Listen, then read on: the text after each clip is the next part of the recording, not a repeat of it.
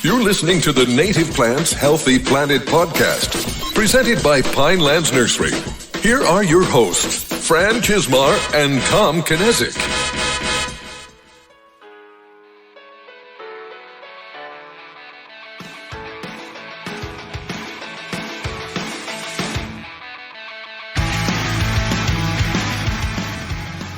Welcome back to the Native Plants Healthy Planet podcast presented by Pinelands Nursery. I am Fran Chismar. And I'm Tom Knezick, and welcome to episode 136. Yes. And we got some really good feedback off of episode 134, which we had with Dr. Peter Groffman, who is our guest again today. Our part two. This is like our first part two. Yeah. No, we did a part two. Well, I guess we did the part two with Deer, but it was a different guest. It was different guest. It was like the other side of the story, which ended up being the same side of the story. And we hadn't planned on doing two parts. It's just that we covered so much in the first episode that we didn't get to over half of the topics that we wanted to talk about. So I know we kind of covered lawns and their effect and chemical use. Mm-hmm. And we really wanted to talk also about climate change and solutions. We wanted to leave on a positive note of how we can approach all the things that we've discussed and kind of how we move forward. So yeah. And before we get into that, we do have an announcement to make as well, and that's and we did it before where we were hiring someone, and we have a couple more positions that opened up, so you can find those on our Facebook page, and then we have them on Indeed as well. But we're looking for a crop production specialist and a seed salesperson, and I think there's a handful of other things that are on there as well. So probably the best place to do it is actually find it on our Facebook. There's a jobs section on the page, and if you're interested in working with us, that's a great place to find what positions are open. Those positions, you'd actually work with Tom and I. So yeah, I don't know if that's a plus or a minus. I don't know if that's a good advertisement there, Fran, for the job. That may be a negative. So yeah, but with that, let's get into what we said we were going to talk about today. When we wrapped up the last episode, we were talking a little bit about climate change. So why don't we start there? Dr. Groffman, what are your opinions on climate change? And you have about a minute and a half to get this. a full 90 seconds. Huh? I'm just, you can take as long as you want. Yeah, so I'm an environmental scientist, and climate change is the overarching challenge of our time. And I come to this from a pretty positive perspective in that environmental science, at least in my view, has been very successful as a problem-solving discipline over the last 50 or 60 years ago. So if you think about it, we've been able to identify problems, propose solutions to those problems, have those solutions implemented, and then track them to see are those solutions working. And my favorite example is the bald eagle, right? So when I was a kid, there were no bald eagles, and now I see bald eagles on a routine basis. So environmental scientists are able to identify a problem, with DDT and food chain biomagnification. They proposed a solution. The solution was implemented. We have eagles back. Our air is cleaner everywhere. Our water is cleaner. Just about everywhere. We have conservation plans. So we are pretty good at diagnosing problems and then studying about solving them. And now climate change is really the challenge of our time. Again, the problem has been diagnosed, the solution has been proposed, and we seem to be implementing it, right? So, if people really do in the different states and different countries, follow our plans for decarbonization of the economy, in 2050, we may be in a much, much different place than we are now in terms of the carbon dioxide content of the atmosphere and our future trajectories for climate change. And so, I have an unrealistically optimistic view of things, but I think that we really have made some progress at kind of turning the ship away from fossil fuels, and that's we'll know in 20 or 30 years where we're really turning the ship now. But certainly it is the overarching challenge of our time, and it's very, very uncomfortable and unpleasant to deal with. It involves changing a lot of things. But I have some hope that we're starting to make those changes. I actually saw a bald eagle yesterday morning on my drive to work. It flew right over Route 295 on my way in. I mean, it's really something. It's you see them. There was a video of a bald eagle diving and picking off a seagull in the lake in the reservoir in Central Park, in New York City. And it's really something. I've seen more bald eagle this year than I have combined the rest of my lifetime. Yeah. Which is pretty amazing. So as you were talking, I know we always have a list of questions, and just as you were talking, it made me kind of look at things in a different perspective. And we were talking about urban and suburban landscapes, and originally the question was, how have they affected our climate over time? But then as you were talking about climate change as a whole, is that even that big of a picture of a cause of climate change, or just like a small contributor, or even worldwide, is it more of a problem somewhere else than it is here? Yeah, so and it's a very good question as to how have our suburban landscapes affected climate change. And one of the things I always like to say is, if we all lived in a 700 square foot apartment in the Bronx, our impact on the environment would be a lot less, right? So if you think about this, probably the biggest contribution of suburbanization to climate change has been the sprawl that it's caused, and the roads, and then the fossil fuel consumption associated with that sprawl. So if you think about people living in New York City, most of them don't have cars. They live in very small spaces stacked up on top of everybody else. So they don't use a lot of heat. They don't use a lot of electricity. The distribution of manufactured goods is very efficient in cities. And so people have come to realize, especially old-fashioned dense cities where there's a lot of public transport, the per capita effect on climate is much less for people living in tiny apartments in New York City. Gotcha. And so suburbanization, where and this was my parents, right? So my parents were Brooklyn kids, and when they started to have a family, they wanted a yard, and they wanted to, and they were very excited about living in suburban New Jersey, and I think I honor that they built a community, and it was great fun for them, but their impact on the environment was a lot higher than it was when they lived in the tiny apartment in Queens when I was a kid. So I guess there's two things, but to me the overarching thing is just the structure of the landscape. And suddenly we're all driving to work. We have big houses. We use a lot of fuel to heat and cool those houses, and so that's the kind of structural impact, which I think is much, much larger than the impact we have from running the lawnmower. Right. So we run the lawnmower, and certainly, if I would have known as a teenager about climate change, it would have really added to my list of excuses for not mowing the grass. Well, come on, we're saving the planet. Don't you think we should mow every 3 weeks? Of course, I would talk about pollinators and letting the grasses bloom. But I think there is a climate impact of our activities in the landscape. But I think it's small compared to the structural ones. Okay. Yeah. I remember you just sparked the memory for me, but I remember I was putting together a presentation for a landscape architecture firm about why it's important to consider native plants in the landscape. And I just had some statistics that I looked up, and I used my dad. He was 65 at the time. I was 68. But so he was born in 1954. And I was like, the population of the U.S. has basically doubled in his lifetime, from 150 some thousand to now over 300, 150 some million to over 300 million.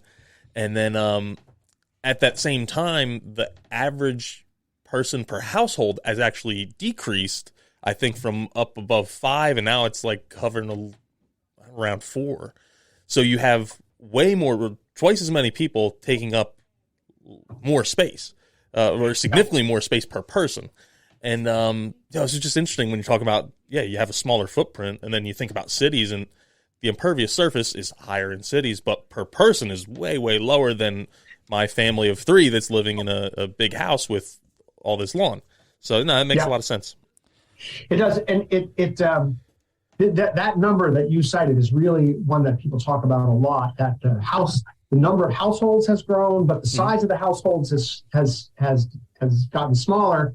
So the amount of land occupied or affected by individuals has gone up quite a bit. Yeah. Well, given those numbers, how much worse has that situation become over the last 50 years? Like, we know that it's doubled. We're taking up more space. How has that affected climate change? And if we were to continue that pace on for another 50 years, where would we be? Is it even sustainable at that point? Right. So it's varied quite a bit, right? So, and so in many parts of the country, the wave of suburban sprawl is over. And in other parts, it's still accelerating. So if you think you go into the South and the West, there are really large areas of suburbanization. And as part of our research group that's been studying this ecological homogenization across the country, so we've got these projections of just how much new lawn there's going to be across the country based on how much suburban development, how many houses, how much lawn per house, and so there was explosive growth in the 50s and the 60s that has slowed some, and especially in the developed parts of the East and the Middle West, there's not that much of that occurring now. But in other parts of the South and the West, there's still relatively explosive growth of suburbs. And what's interesting. So we've been working in Baltimore for 25 years on long-term ecological research, and at one point we were talking with some of the county officials about suburban sprawl. We were saying, we're very excited to do this suburban sprawl work, and they said, it's great, that's great that you want to do that, but sprawl is over in Baltimore County. It's been over for about 10 years, and it highlights that scientists were oftentimes, and I said this last time we talked, that scientists were oftentimes a little behind what's maybe 5 or 10 years behind what's going on the ground, which is why it's really fun to talk to people like you who are actually planting plants in actual people's yards. And so you learn what's going on. And what's going on in many places, and this is particularly true in Baltimore County, which is, they have a pretty sophisticated approach to environmental management. They're doing, instead of sprawl, they have an urban growth boundary so that it limits the density. And they're doing redevelopment. So there's a bunch of developments from the 50s and the 60s. There's shopping malls that people don't want to go to anymore, strip malls that people don't want to go to anymore. And so they're scraping those off and building high-density residential, high-density commercial with public transportation. And so in some places, they're actually redeveloping the suburbs to be more sustainable or to have less of environmental impact. And that's really kind of encouraging, because as we were figuring this stuff out in the 50s and the 60s, you had really bad impacts from stormwater. You had bad impacts from just, parcelization of the landscape. So now we can address some of that, with some redevelopment and densification with transit, advanced stormwater controls. And you hope that some of the new suburbs that are being built in the South and the West, I think they're using better technology for the way they plan and build those landscapes. Have we really learned enough to make a better or less of an impact as we move forward? Like, I remember probably 15 years ago attending a conference where they were talking about a planned community, and it was pervious pavement and water collection. It was really ahead of its time, and I haven't seen a lot more of that. Like, is it still just a little bit more the same, or following regulations as the regulations get a little bit better, or we're starting to see some progression? Well, I think we've definitely seen some progression, just because the municipalities have a pretty strong regulatory. There's a pretty strong regulatory structure, in particular, to control stormwater, and so the way we approach stormwater has just gotten more sophisticated. For a while, it was just you'd build these big detention basins, which people didn't like. But there's been this explosion of creativity in what we call green infrastructure or green stormwater infrastructure. So the EPA amended the Clean Air Act in 2007 to allow the use of green infrastructure, which is a mixture of technological figures, but the natural features as well. It's kind of hybrid feature. And they said you can use those if you can capture the stormwater. But it also provides ancillary benefits, right? So again, there's a lot of native plants in green stormwater infrastructure, and it provides infiltration, it provides cooling, it provides aesthetics. That development, and so in that sense, and I always say that green infrastructure, it stimulated just a burst of creativity among the engineers, the designers, the landscapers. It's like, okay, you're going to give me a big chunk of the landscape to put plants in it. All right, I'll think, and to put soils and plants and this kind of hybrid structures. And then just one other thing I saw. So there's a newsletter. We work with the USGS in Maryland, and they had a newsletter. They had I think the town is Clarksville. It was a large development, And they use it as a test case to address your question. Can we really do this right? Right. And so they applied a suite of advanced stormwater controls, and then they look really hard at the hydrology, right? So like a stream. I think many people are familiar with an urban stream versus a forested stream, and forested streams, it rains. It takes a long time for the water to ooze its way through the forest and into the stream. Where in a city, it goes right into the stream, and you get the flashy hydrology.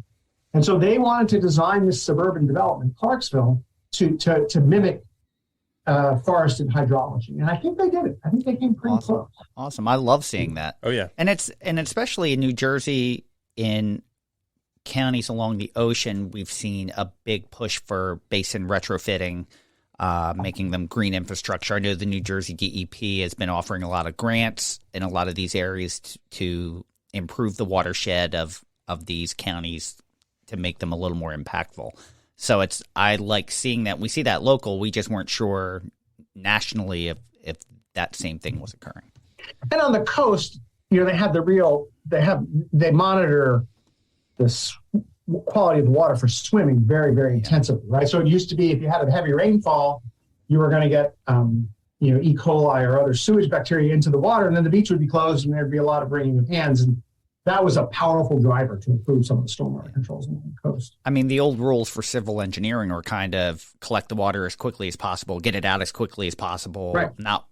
Didn't really take into consideration of the erosion or the sediment that it was carrying with it. So it's nice to see that those ideas have changed. But as you get, speaking of ideals changing, you had brought up an article before we started that you said was in the New York Times this morning. Maybe now's a good time to discuss. I would be glad to talk about this article for a very long time, because I think the title of the article was something like, "He fought the law and the law lost." So I don't know if you all remember, there was an old rock and I fought the law and the law won.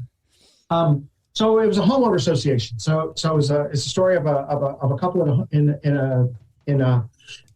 a neighborhood in Maryland with a homeowner association, and they switched from their lawn to native plants. I think they had very little grass, a lot of native plants, and the neighbor was unhappy about it, and was kind of quietly unhappy about it. Like, they didn't have a lot of discussion about it, and so eventually they got sued by the homeowner association, and then they sued back, and it went to court.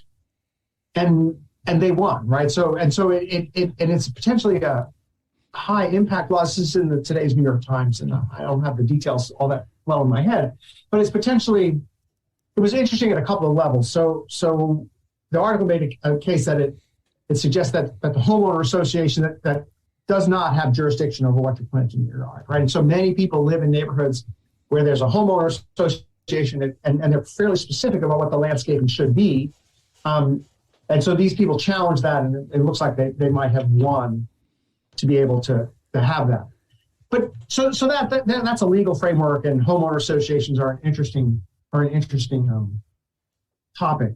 But we talked about this a lot last time, and so we've done a lot of work on the social relationships within neighborhoods, and like, what are people hoping to achieve in their yards? And one of the big things that people are hoping to achieve in their yards is social cohesion. Like, so I live in a neighborhood. I really like my neighbors. I want my neighbors to be happy with my property. And I know that if my property is sloppy, like if the paint's peeling off the house and there's the yard looks untended, they're going to be unhappy, legitimately unhappy. And so many people are doing, I like to say, they're doing the least amount that they need to do in order to avoid pissing off their neighbors. And so this story, to me, shows a real failure of social cohesion, right? So, and they all seemed like nice people that didn't want to irritate each other, but there was some failure there, right? So the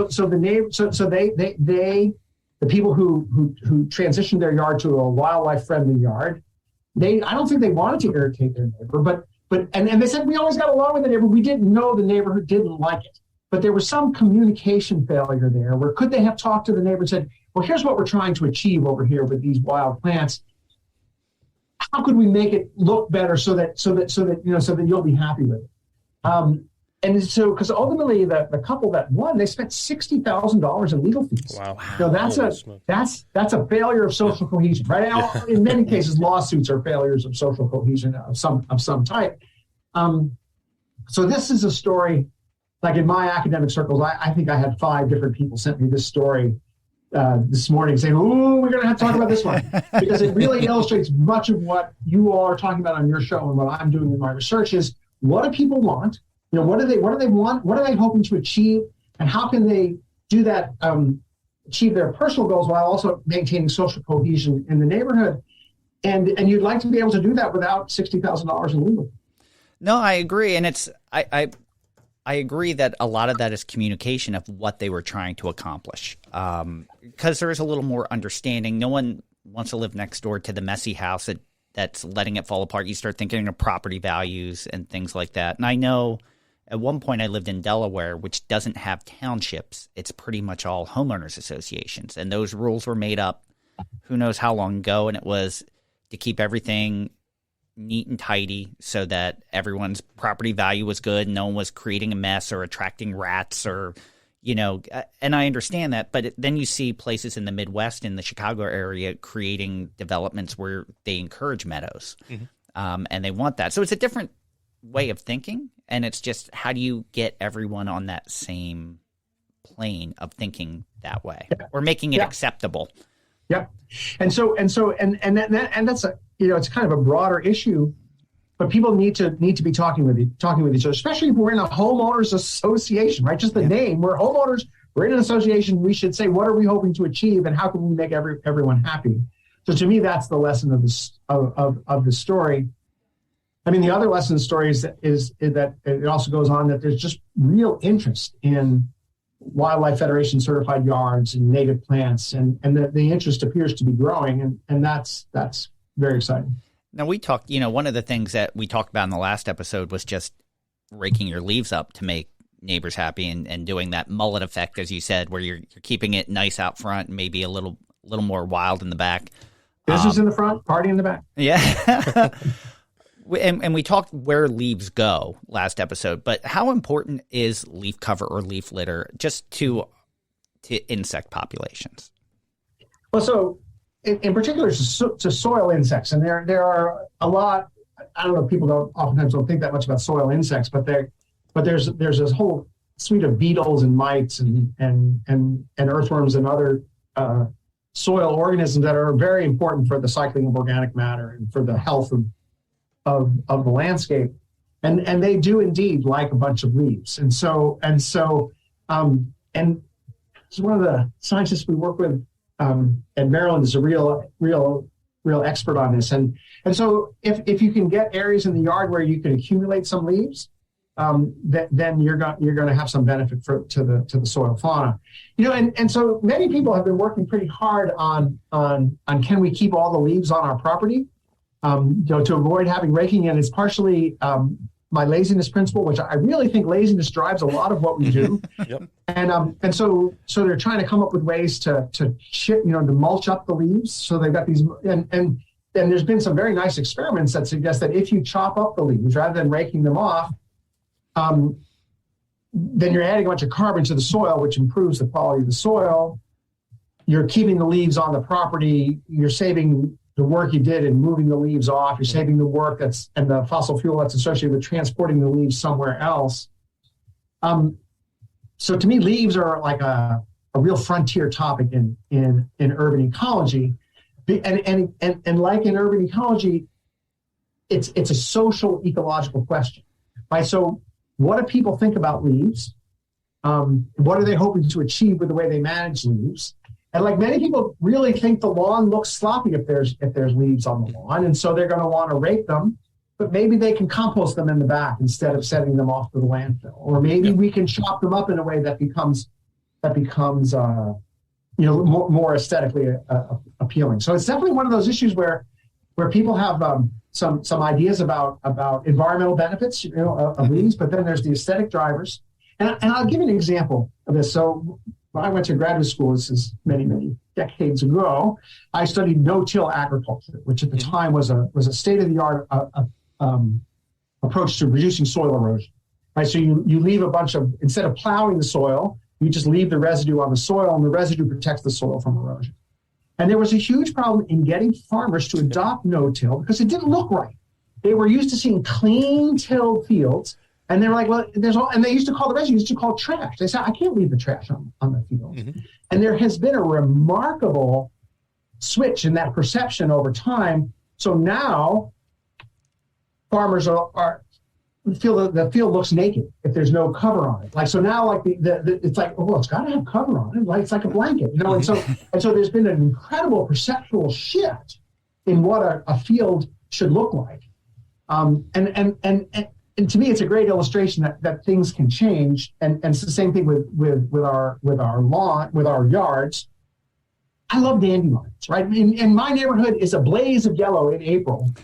But other people, they don't want dandelions. And I think it's going to be the same thing with leaves. Like I kind of like having leaves scattered about the lawns in a different pile, but other people don't. And so to me, this is a topic that's going to, I think it's an important topic in urban ecology.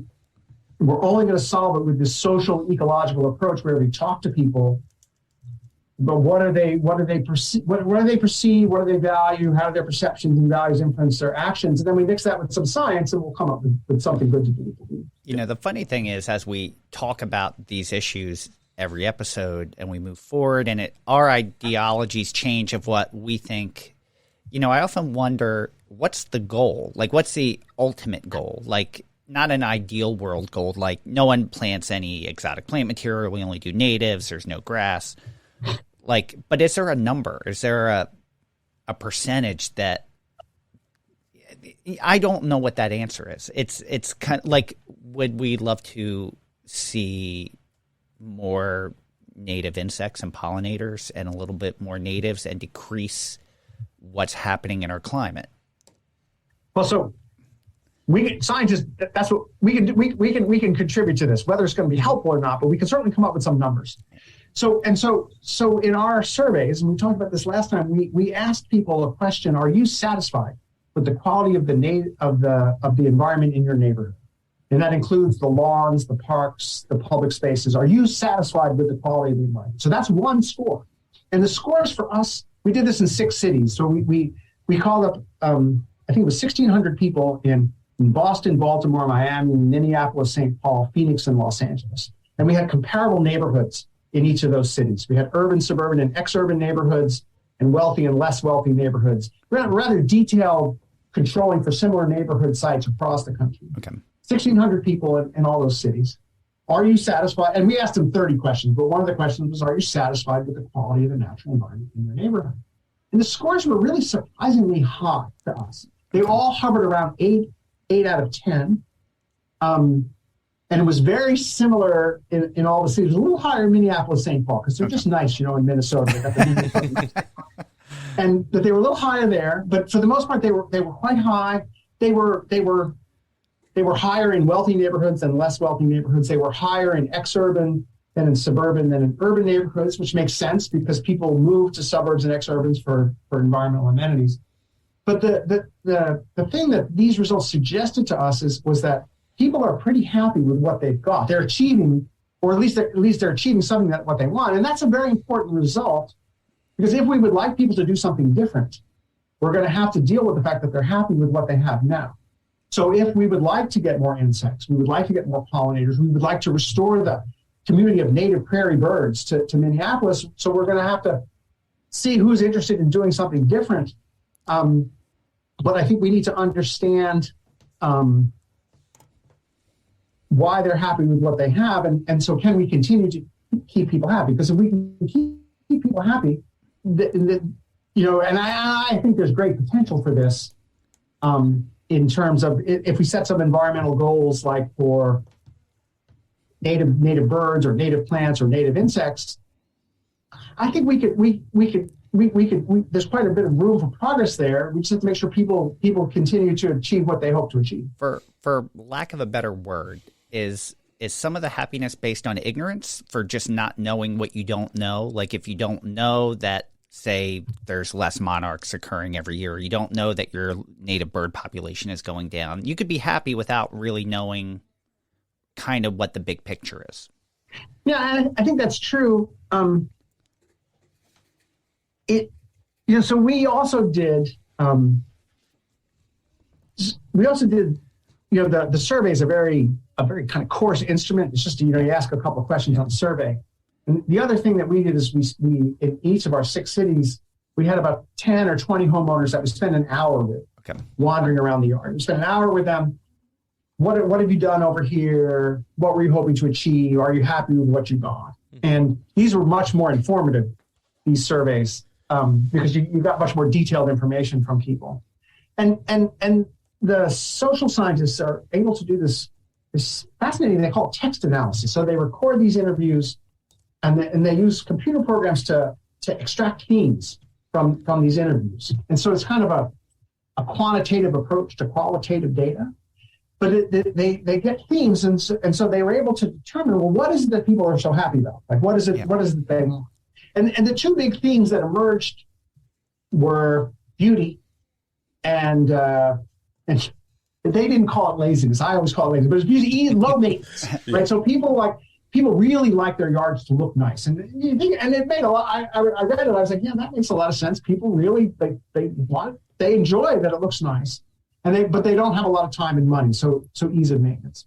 And other things like support of native biodiversity, contribution to climate change, those scored much lower in people's minds. And so what you say may be true, that is there's more awareness of the loss of native biodiversity. Is there more awareness of effects on climate change, and that might become more of a driver for people. And I think that's what you see in this case of the wildlife certified yards. People there's real interest in planting these wildlife certified yards, which involve native plants to achieve specific objectives. And so I think you're right that as awareness grows, then people's perceptions, values, and behaviors will change. Well, one of the questions that we had for you was, how do we get ecosystem services higher on that priority list for homeowners when they're thinking about landscaping? And I know the more that I learn, the more it shapes what I do. My views over the last 2 years have shifted, and just even in preparation for our first conversation on the podcast, and I had read about some of your research with snow coverage in colder climates and what happens if you don't have that. Like, I knew climate change is a real thing and what's affecting, but I hadn't thought about that. And I was like, whoa, okay. So now, if you could discuss that a little bit as well, so our listeners know what I'm talking about. So just say a little bit about how but just go back to this idea of getting ecosystem services on people's radar screen, or how to get people to think about that and value that.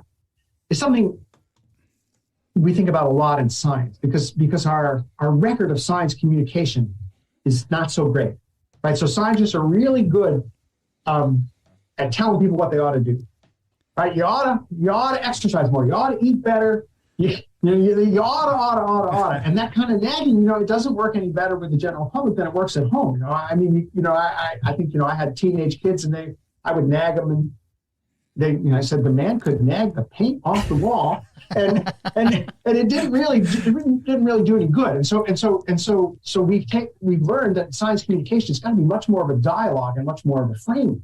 And boy, we've learned some interesting things, right? So like, why has there been this interest in pollinators and native plants and achieving these biodiversity goals in these neighborhoods? It's not really clear to me. Like, so there were a couple of articles in the paper about how bees were disappearing.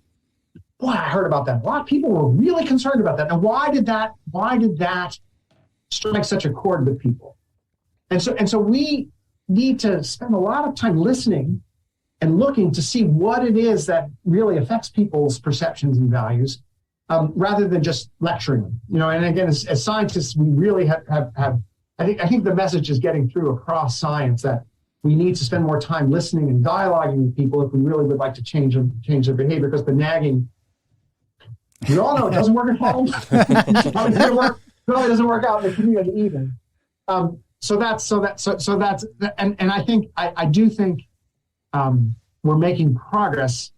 And just because you see it, because the interest in what you're doing and just the presence of this podcast is it suggests that people are doing it. When we started doing this, we were maybe the second or third native plant podcast at the time. There's so many more. And even when we started doing articles, we would kind of have to really search to get articles for every other week. And now I'm choosing from 10 or 20 every week. Oh, yeah. Yeah. From big publications.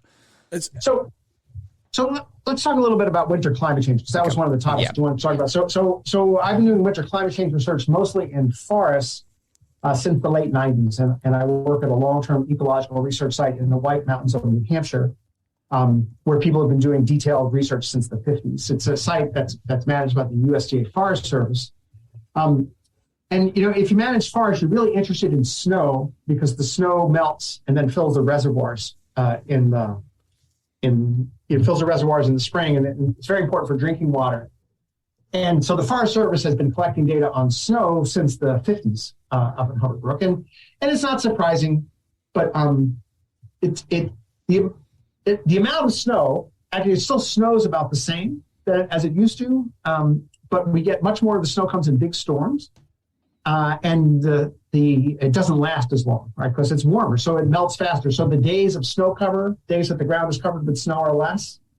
The depth of the snowpack is less, and so there's been this decline in snow. One thing that's very interesting in coastal New Jersey. I think it's like 6 or 8 of the 10 biggest snowstorms over the last 150 years have occurred in the last 10 or 20 years or so. Right, so these monster coastal storms, right? And so you think about it, you get these monsters, like we're gonna have a big nor'easter this week, and you think, well, this is a good old-fashioned snowstorm, but it's not. These are like these new supercharged, climate-driven monsters out there, and they deliver a lot of snow. So we'll get if you get 2 30-inch snowstorms, that's 60 inches of snow. It's the same 60 inches that you used to get over the course of the season. Yeah. So we realized that snow was changing, and that the climate was actually changing in the winter more than it was in the summer. And this has a couple of really important implications for landscaping and for forests, one of which we talked about last time was the spread of pests, both native pests and exotic pests. So currently in the Northeast, where we have hemlock woolly adelgid, which is killing hemlock trees. It was introduced in Virginia, was never supposed to get to New York or to Massachusetts because it's killed by low winter temperatures. But our low winter temperatures have just disappeared. So it used to get to minus 25 Fahrenheit in this part of New York where I live, maybe every 5 years or so, 5 to 10 years. It gets really, minus 25 is really cold. And so it kills a lot of things. It limits their northward distribution. But it hasn't been minus 25 since 1994. Wow. Mm-hmm. And so things like the hemlock woolly adelgid and the Asian tiger mosquito, a bunch of these pests are spreading, and a bunch of the exotic earthworm species are spreading the same way. Mm-hmm. And that was a big surprise. It's like you said, you read about winter climate change. You see, gee, I didn't think about that. And so climate change has some things that are hard to study, like, okay, it's going to get warmer, it's going to get wetter, it's going to get drier. But then it has some things that are really hard to study, like the loss of the extreme cold temperatures, and then the changes in snow. So the thing that we saw with the changes in snow was that the soils freeze more. And this is a surprising result in that you're going to get colder soils in a warmer world. So in most years, if you go to Vermont or New Hampshire in the winter, there's a foot of snow on the ground or 3 feet of snow on the ground, and the soil underneath that is not frozen. So it's like an insulating blanket, and the soil, it's a constant 1 degree centigrade or maybe 35 degrees Fahrenheit all winter. Not frozen, and it's pretty constant. And so there's a lot going on there. Like there's all these small mammals, and there's plant roots, and there's all these soil organisms, and they're living a pretty happy life. And they call it the subniveal zone underneath the snow. And if you remove the snow cover and it freezes, it's a terrible change for them. It kills the roots of the trees. You have it kills the insects and the small mammals, and it just changes the whole dynamics of the ecosystem. And so that's been a big change. And one thing that's interesting about that is that there are many parts of the world that don't have a lot of snow cover, right? So in many cases, people said, well, okay, this is happening in New Hampshire. And really, you're just kind of making New Hampshire kind of like New Jersey, right? So New Jersey has intermittent snow cover and probably more soil freezing than you do in New Hampshire. And that's true. So there's a transition, there's a change where you're going from one type of ecosystem where the soil doesn't freeze in the winter to another type of ecosystem where the soil does freeze in the winter. And that's just a big change for our expectations of how the systems are going to behave. And does that make it less biodiverse when that happens? Well, yes, right. So what we have in maybe less biodiverse or a different suite of organisms, and so like we do pretty well at thinking about different types of forests. Right? So I have deciduous forests and coniferous forests. I have temperate forests and tropical forests, and now I'm having forests. I have forests with that are snow covered in the winter, and forests that are not snow covered in the winter. So my expectations for biodiversity and water quality and carbon storage in those different kinds of forests are going to change, and so it's affected our expectations. But there are real big implications for people's yards, right? So then we started applying this. Okay, so what is the other thing that was really interesting about winter climate change was we started to look at how are people adapting to that, right? So in the North Country, a lot of economic activities is tied to the winter. So outdoor recreation, logging. I don't know if you ever thought about this, but if you're going to cut trees out of the forest, it's much easier to do it on the snow. You cut the trees down, you slide them out over the snow rather than dragging them through the mud. So it affected the forestry industry, affected the maple sugar industry, it affected the downhill skiing industry, affected the cross-country skiing industry, it affected the snowmobiling industry. And then you start to think, okay, well, how is this affecting agriculture and landscaping in these different areas? So this was pretty interesting to us. So one of the things we learned, so as a kid growing up in New Jersey, it was a big treat for us to go ski at Mount Snow, which is the southernmost area in Vermont. And so I always like to ask students this. I say, so, okay, Mount Snow, how is open for skiing a certain number of days per winter? Is it open more days in the winter or less than when I was a kid, right? So when I was a kid, it was open some number of days. Now it's open some number of days. Is it more or less now than it was when I was a kid? What do you think? I'm gonna guess. Well, are they making snow as well? Yeah, they're making snow. Yeah. So then I would guess more. A ton more. Yeah. I mean, a ton more. Snowmaking to me is the classic example of a relatively straightforward adaptation to making snow. They're open Christmas, when people are ready to ski, and not only that, but they make it much more efficiently than they used to do it, and so that's an adaptation. But that's not a lot surprising. The other ones that are a little more clever are the cross-country ski people, right? We thought they're really going to be in trouble because they can't really make snow, but they can manage their trails. So we talked with the cross-country ski people and with the snowmobile people, and they said, if you go on your trail and take the big rocks out of the trail and you build some bridges over the little streams, you can cross-country ski or snowmobile on a lot less snow than you used to. And we were very impressed with people's adaptation to winter climate change. And I think it's the same thing that we can do. We think about it in urban forestry. So we know the climate's changing.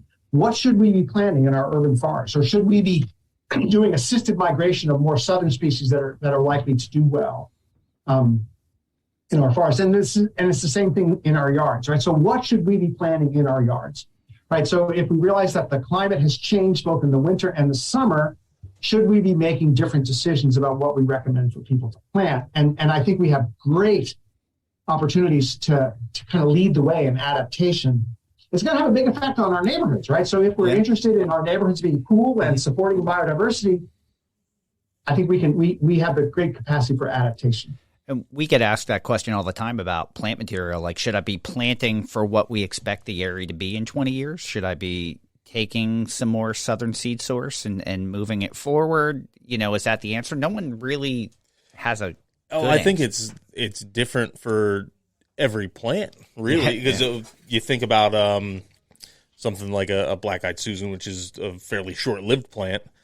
Well, that probably doesn't matter that much. But you start talking into, like, white oak is a great example that can live 300 some years. Yeah, something that is from a seed source here, and now you're talking about the potential of climate change.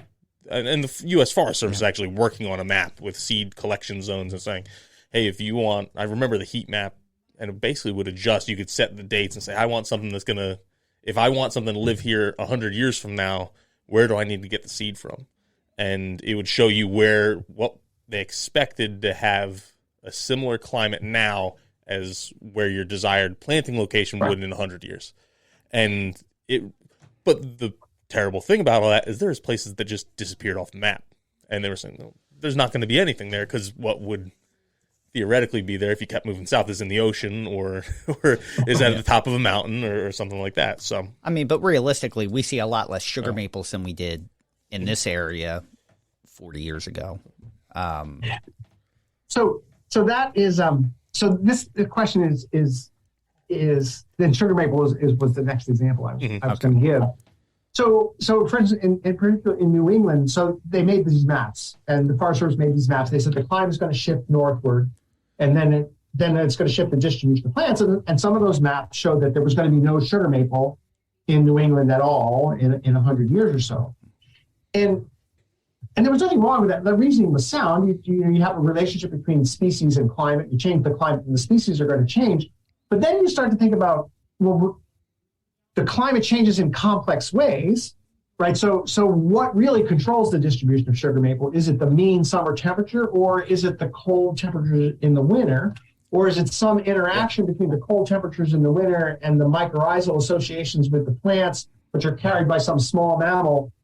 And so I guess there was a bunch of reasoning about how communities were going to shift, but the nature of climate change is more complex. And none of our plants are reading the scientific literature, right? So like none of them were aware of these maps. So sugar maple's unaware of these maps. And so we don't really know exactly how it's going to play out, which is why you get excited about talking to people in their yards, because people are going to try different things. And then we're going to see what plants are doing well. For example, like red maple seems to be everywhere. I don't know, I mean, it's just whenever there's some change in the system, well, we're going to get more red maple. And it seems to be, but I think that we get very excited about the idea of seeing what's going on in people's yards, or what's going on in urban forests, or spontaneous vegetation in suburban areas. We're going to learn a lot about the forests of tomorrow. Is there, in all the surveys and interactions, one of the biggest questions that we get is, how do we talk to our neighbors about this? Or is there a way, to make native plants more salient to the average homeowner? Like, have you found better means for communication and talking to people about these subjects in which they care? I mean, so as I said, we're really interested in improving science communication. And so we talk with communications professionals. And in one of our projects we had, there's messages, messengers, and what was that? I forget what the three were, but it's a much more sophisticated. We're taking a much more broad-based approach to understanding how information is disseminated from places to places. One thing that you certainly see is the early adopter, right? So we're very interested, and we've been studying some of these National Wildlife Federation certified yards in each of our cities across the country, and so. And we also see it with rain gardens. So if someone in the neighborhood establishes a rain garden or a butterfly garden or some type of native planting and it looks nice, well, then people say, gee, that looks nice. How did you get that? And so there's the idea of an early adopter, and that generates some discussion, and then information disseminates by example. And again, it's analogous to what goes on at home with our children. We can tell our children all kinds of, but really they learn by example. And so I think the people who are advocates for native plants, right, like the Wildlife Federation or you all, are helping to do that, right? Because if someone's going to do it, it's going to look nice, and then it's going to spread. But the thing, and we go back to that New York Times article today, was there was just really a failure of communication there, where so if that yard had started planting something and the neighbors were unhappy, if they would have said right away, they say, come on, can we, I see what you're trying to do. It looks great. Is there some way we could do it so it looks a little neater? Then there could have been some dialogue, and there could have been some adaptation, and there would have been a much less expensive, much less legal expenses associated with the whole thing. And so part of it is there's a bunch of things we can do leading by example. But then there's just a bunch of things where we need to get people to communicate with each other about what they're trying to achieve.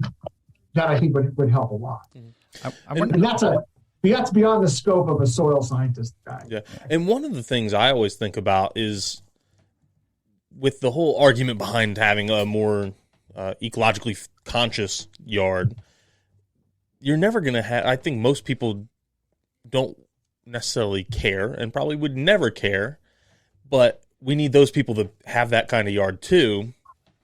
And it's, I guess some of it comes down to the landscaper. And if you convince the landscapers that they should be doing this, and then the homeowner, they don't necessarily know what's in their yard or not, but it could be, I don't want to characterize one as good and one is bad, but one is better and one is worse. I always think about that. Is like, do we need everyone to actually care about what's in their yard, or do we just need certain people who are people to care? Putting the stuff in the yards to care? Well, so I think that's a super interesting perspective on it, right? Because the people who don't know don't care, and are the biggest group of homeowners, right? So in our group of homeowners, we have in our studies, we have high impact, high input lawns where people are fertilizing and using pesticides, about 20% of the yards. We have the Wildlife Federation certified yard, which is a relatively small group of people that are very aggressively managing for nature. Mm-hmm. But the biggest group are the passive people, about 40 to 50%. They don't fertilize, they don't use pesticides, they don't water, they just mow, right? And so those people, they're not actively helping to improve, the support of biodiversity in the neighborhood. On the other hand, they're not hurting things much either, right? They're not using a lot of chemicals. But that's the really interesting group. What's going to happen to that group? Now, but a big part of the reason why those people have grass and a few trees and shrubs is because it's easy to maintain. Yeah. Yep. And so I'll toss this back to the landscapers. If the landscapers can give me something with more ecological value that's so easy to maintain, and it's got to be easy to maintain. Kids have got to be able to play ball on it. I got to be able to see where the kids are hiding in the bushes. Yep. There's a bunch of things that people are, and so we have I think that this question of what are people really hoping to achieve with these yards, either the passive ones or the more aggressively managed ones, and then how can we help them achieve that and also achieve these objectives for biodiversity support and nature. It's interesting because I would think where our nursery is, there's a lot of larger building lots. There are 3 acres, 5 acres, 10-acre building lots that, it was meant to keep the population down but it also created a lot more lawn. And those are lawns that most people probably aren't maintaining themselves. Mm-hmm. They're at a size where it's like, I want this and I want it to look good, but I'm going to hire someone to come in and do it. It's an awful lot of lawn that's just could serve a better purpose. And they hate to pay it too. I'm thinking we have a neighbor that I'm friends with, lives across the street. My brother and I were just talking about the other day. He's got an additional, what would you say their lot is right across the street here? It's probably at least 3 acres, if not 4 or 5. Yeah. And they pay someone to mow it. And I know it costs a lot of money because I'm friends with a landscaper too who does it. And he told me how much it costs. And it's like, oh, you're paying all this money. If you just had it as a meadow, you don't use it. It's sitting there. It's unused. You maintain it as a meadow instead. Well, now you're mowing it once or maybe not even at all. And so your cost goes way down and your usage is going to remain the same. Maybe it even goes up because you want to walk through it. I think about that a lot too.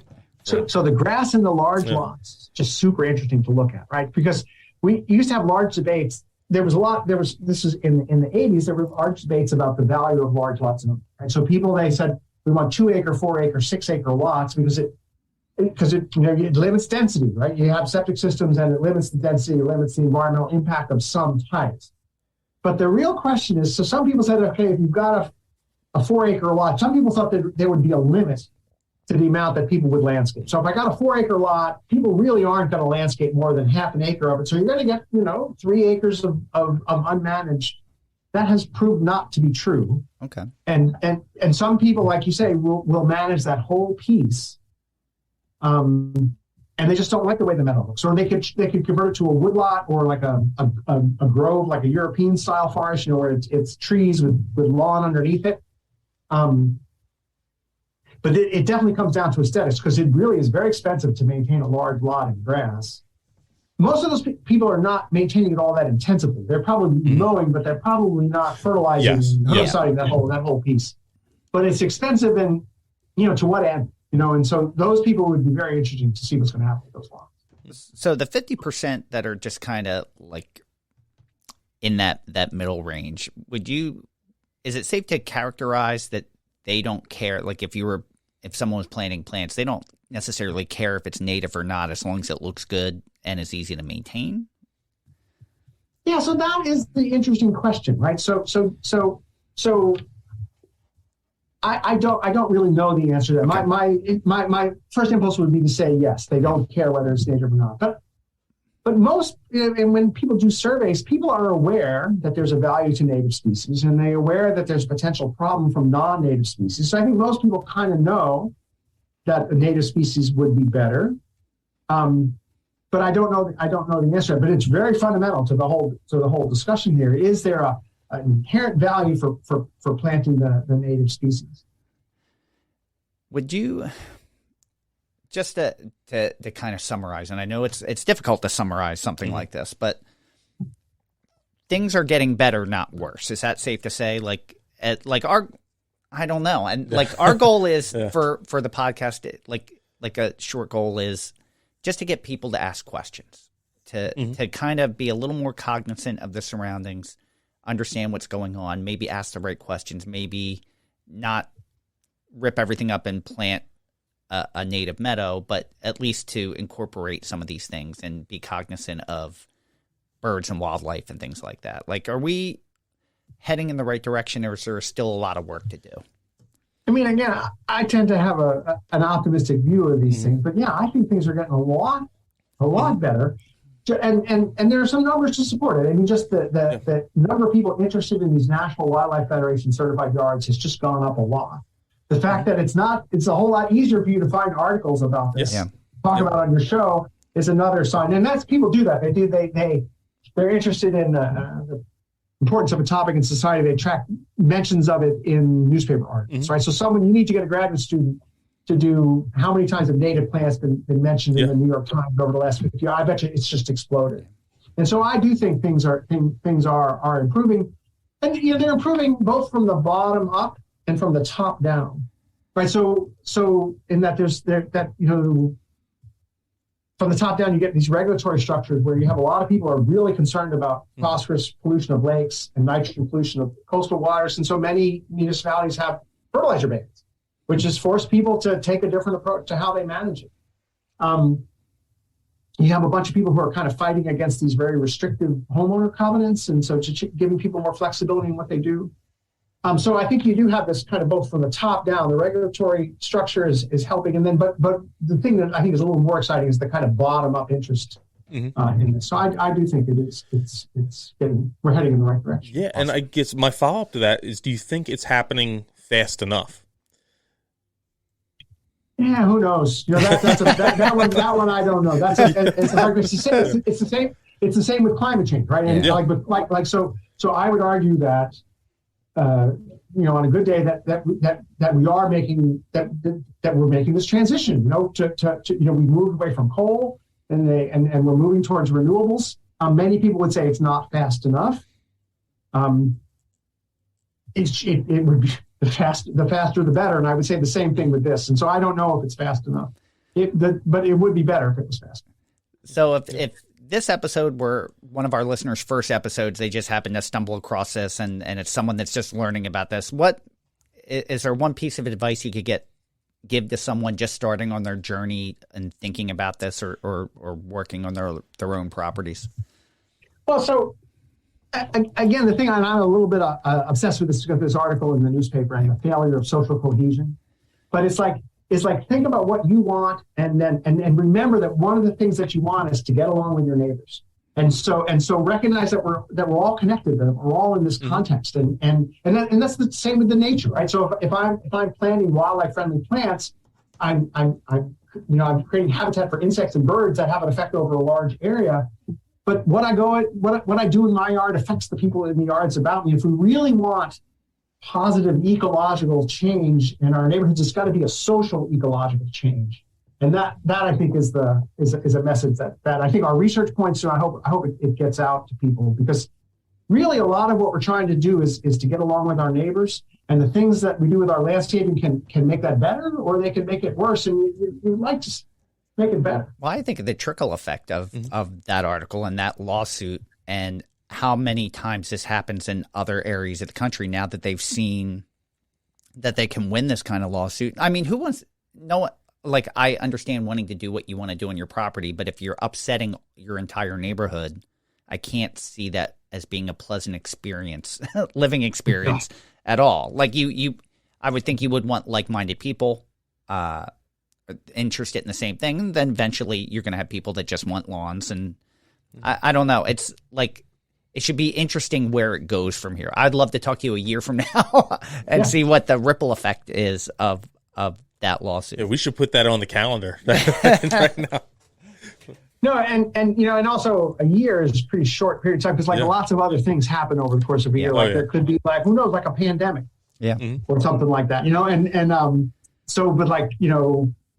It's one of the advantages of being old, right? So 5 years, 10 years, 20 years, and you can get to see a lot of these things have changed over time, and I think they are moving in the right direction. But we'll see. Awesome. So I know in the last episode we asked you what your favorite native plant was. I'm only going to ask you if you want to change your answer. Yes, I do. I love this question. I've been thinking about it ever since. So now I'm going with Amelanchier. All right. So Amelanchier, which is we call it around here, we call it shadbush, or they call it serviceberry in the South. And so why is this such a great plant? And this actually was suggested to me by my cousin who worked in landscaping for a long time. So it's a beautiful plant. It flowers super early, right? So you get this white flower very early, and then it makes the leaves are pretty in the fall. But there's a social there's a social context to it as well, right? So we call it shadbush here in the Hudson Valley because it blooms when the shad are coming up the river. They also call it serviceberry in certain places because when it bloomed, it meant the soil was frozen and you could dig graves, right? So, the bodies would pile up over the winter because you couldn't dig them, and you couldn't dig graves in frozen ground. And so serviceberry meant, okay, we could have burials. And to me, that idea of yes, there's an ecological value, but a social ecological context is so much of our research in landscaping and native plants it's a mixture of the social and the ecological, and Amelanchier is a good one too. I love a plant with a great story. Mm-hmm. And plus, even in the context that there's not too many in our area, when you think of understory trees with that kind of value, where you're getting flowers, you're getting berries, it's just it serves a purpose where not very many other trees will serve a purpose. Mm-hmm. And I love it. That's a great choice. Oh yeah, that's a great choice. Yeah. So then we could go on, right? So dogwood, right? You go a little farther south, you get dogwood. Yeah. But then what's it? The ironwood. And there's a bunch of the little understory trees that are unsung heroes of the book. Oh yeah. I love the bark of ironwood or musclewood. Yeah. Because it mimics that look of a mussel. Tom and I actually do another podcast called A Native Plant Every Day with Tom and Fran, and we get to go into some of those little fun stories or uses or name meanings that, it's interesting when you find out that the botanical echinacea means hedgehog, and it's like, oh yeah, I see that now, and it's this plant with a story. Yeah. You got a lot. That's what we should have named it. A plant with a story. Yeah, maybe we should have. There's always time to change it. There you go. All right, we're going to wrap it up. I would love to give you a final thought again. So, again, the floor is yours to use however you'd like. No, again, I'll just reiterate what I said. What the last final thought I said was that all this stuff has an ecological and a social context, and that we just need to think about what are we hoping to achieve. And one of the things that we're hoping to achieve is to get along with our neighbors. And I think that's what I'm hoping is the last thought, that especially in our yards, it's not just ecology, it's a social ecology. And I think we're going to get better outcomes for our neighborhoods and for our yards and for nature as well. Awesome. Tom, you want to go or you want me to go? Mine's something I've probably talked about, I don't even know, going on 5 times. But there's a little cartoon, it's probably 10 years old. There's a little political cartoon in some newspaper that I saw, and it was at the climate change symposium or something like that, and the speaker is talking, and then someone stands up in the crowd and says, well, what if we're making the world a better place and this is all fake? Climate change isn't real, and we're doing this for nothing. And I don't know, it just kind of points out, even if this isn't, or what am I trying to say? Even if, I'm not saying climate change isn't real, maybe things, it just makes sense to do it regardless. I'm really stumbling through this. It makes sense to do this, even if it ends up being, hey, you know what? We didn't have to do it. We could have kept using gas-guzzling cars and mining and doing all this stuff. We're making the world a better place at the end of the day. It's a good thing to do. Yeah, that did not come out as good as it did in my head, did it? All right, mine is my inner Libra is always speaking to me about balance. And there's something to be said. It's one thing to know what you want and what you want to accomplish, but if it's upsetting everyone else as well, I'm not saying it's not worth fighting for, but there's always a good balance. We always say it's great if one person plants 100 native plants, but it'd be better if everyone planted 5. And it's there's something about that balance, and I agree that the social ecology part of it, where you're all a part of this ecosystem together, and you want to have cohesion and everyone working together. So it's something to think about, and if everyone can start thinking about those same things, it's all for the greater good. Yeah. That's all I got. Yeah, I'm trying to think how can I reword what I tried to say to make it make sense. I know what you're trying to say. It made sense in my head. That's a good one, Fran. And yeah, that's going to wrap us up for today. Thank you for joining us. We hope you enjoyed listening to Dr. Groffman. We have all of his links on the last one. We're going to have them on the next one as well. Exactly. So thank you, everyone, for listening to Native Plants, Healthy Planet, presented by Pinelands Nursery. Thank you to the Egocentric Plastic Men for contributing our theme music. Make sure you stream or buy their music wherever you consume your music. You can follow us on Twitter at Pineland Nursery, Facebook at Pinelands Nursery NJ, Instagram at Pinelands Nursery, and also YouTube at Pinelands Nursery. Don't forget about the question and comment line. Call us at 215-346-6189. I will repeat that, 215-346-6189. Ask a question or leave a comment. We'll play it on a future episode of The Buzz and answer it to the best of our ability. And thank you to all the new members of the Native Plants Healthy Planet Facebook group. It's, again, I can't say enough good things about the community that's there. Yeah. So we've gotten a lot of compliments on our new merch on our web store, which you can find at www.nativeplantshealthyplanet.com. I wore my new thumbprint shirt yesterday. Yeah, a lot of compliments on the thumbprint shirt, and it is exactly what it sounds like. It looks like a big thumbprint on the front of a T-shirt, and it's got a tree growing up, and it says Native Plants Healthy Planet underneath. You can find that and many, many other designs. Even Santina Lorcella, who's a former guest from Bowman's Hill, he even said he wants to buy the American Plants shirt with the red, white, and blue flag, so he can go to Memorial Day picnics and 4th of July stuff, and he's going to promote planting American plants and native plants and still look patriotic. There you go. So you can also listen to the Native Plants Healthy Planet podcast at our website, www.nativeplantshealthyplanet.com, but you're probably going to listen on Apple Podcasts, Spotify, Stitcher.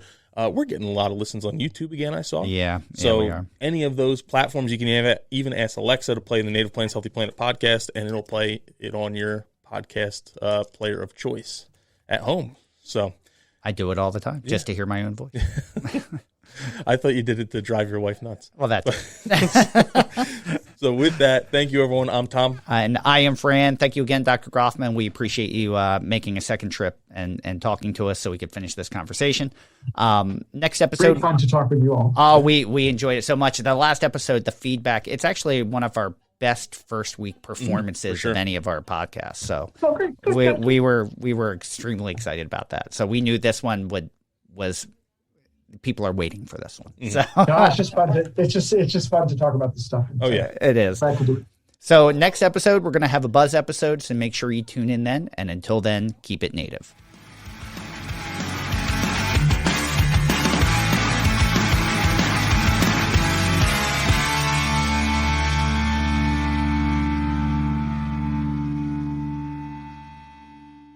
Thank you for listening to the Native Plants Healthy Planet podcast, presented by Pinelands Nursery. Remember to like, share, follow, and comment.